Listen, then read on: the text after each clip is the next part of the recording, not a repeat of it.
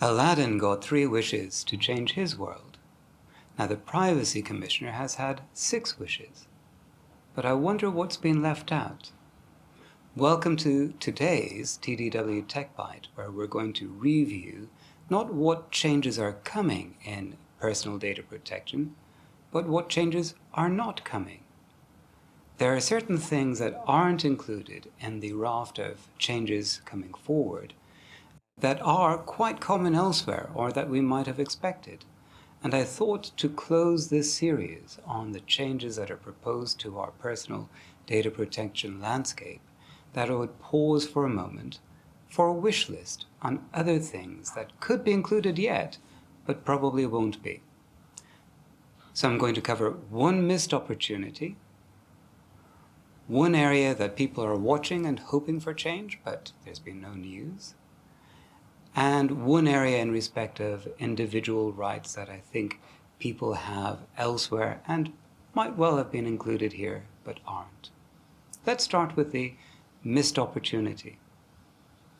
Among these changes, a number of changes have focused upon enforcement rights and also upon proper programs within businesses around data management. In other parts of the world, there is a statutory basis to the role of a data protection officer, but that doesn't exist within Hong Kong. So if someone holds the title Data Protection Officer in Hong Kong, it is not because that individual is required to do something by the personal data ordinances here. It is because that is a title the organization has decided of its own volition to bestow. There is no particular rights, duties, or obligations that go with that prescribed by law. Now, elsewhere, it's different. If you look to the EU, even if you look closer to home, to Singapore, you will see that there is a data protection officer. That role is described within the legislation, and there are obligations and duties that are prescribed by law for that role. And most of those duties are around making sure that there are effective policies within the business and that there is proper accountability within the business. And specifically in relation to enforcement, it gives the regulator a designated person that they can target and identify in the course of any enforcement or investigation matters. Now that doesn't exist in Hong Kong. And it is a missed opportunity. The reason I think it is a missed opportunity is because the Privacy Commissioner has spent a lot of time promoting privacy management programs.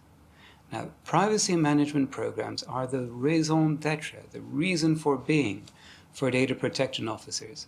And you could see it being a longer and more windy road to that becoming a norm in Hong Kong, in the absence of there being a statutory role for data protection officers within our legislative framework. So it's a missed opportunity. One of the areas that people have been waiting for change on, but hasn't been included in the legislative proposals, is the regulation of personal data transfers out of Hong Kong to third countries or to third jurisdictions. Now, one of the reasons why there may be no change or no proposal in respect of changing the law on this is that there's actually a provision in our ordinance that deals with this, Section 33.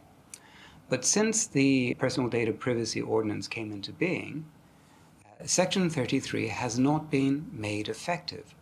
So you have the statutory framework that is yet to be given the green light.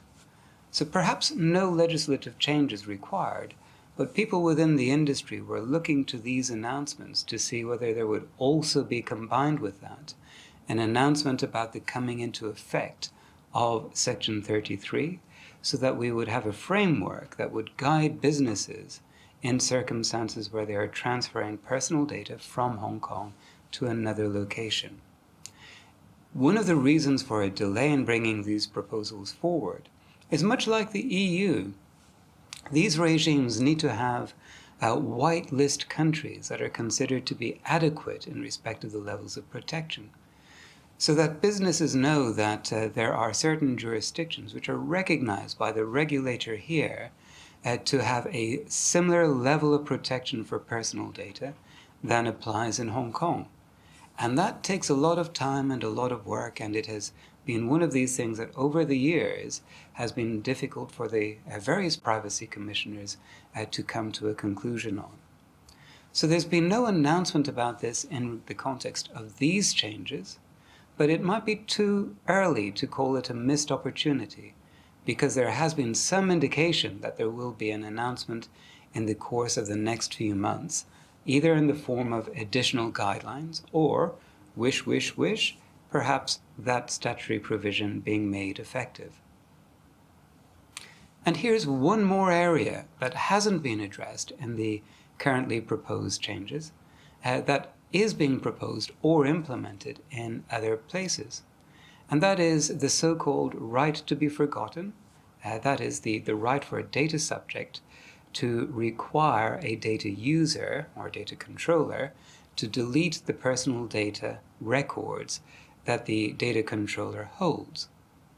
And that hasn't been implemented in Hong Kong. We still operate on the basis that so long as the data subject has been informed of the range of uses that a data user will put that personal data collected to use for, then that remains the basis on which the data user can then move forward and continue to use that data going forward.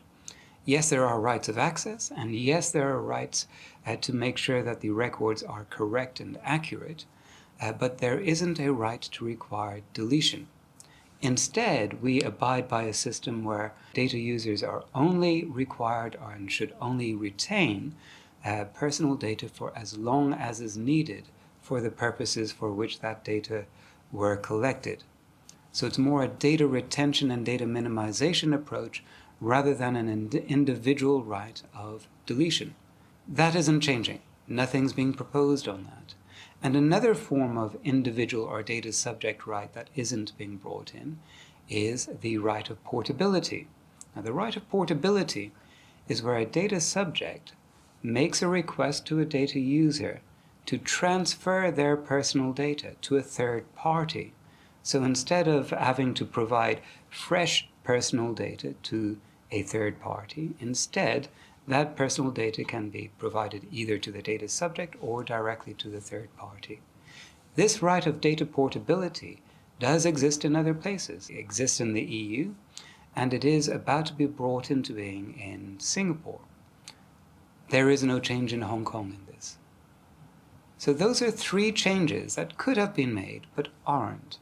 This isn't necessarily to say that the changes being brought through are either inadequate or insufficient. On the contrary, these changes are very, very positive signs of progress.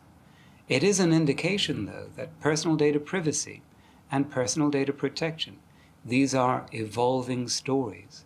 Although we may see change in the next few months here in Hong Kong, there will be further scope for progress and further changes in the future. And it may not take 8 or 9 years for that to come about. It could be more imminent than this because this is such a fast-growing and developing area.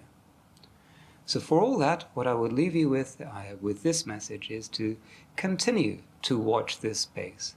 Yes, continue to watch TDW Tech Bytes, not because they're just weird, wonderful, and amazing, but also because we can keep you up to date on coming changes in the laws in the world of technology.